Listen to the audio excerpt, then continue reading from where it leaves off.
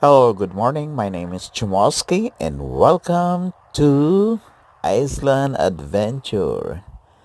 As you can see, this is early in the morning para masaksihan natin yung pagsikat ng araw.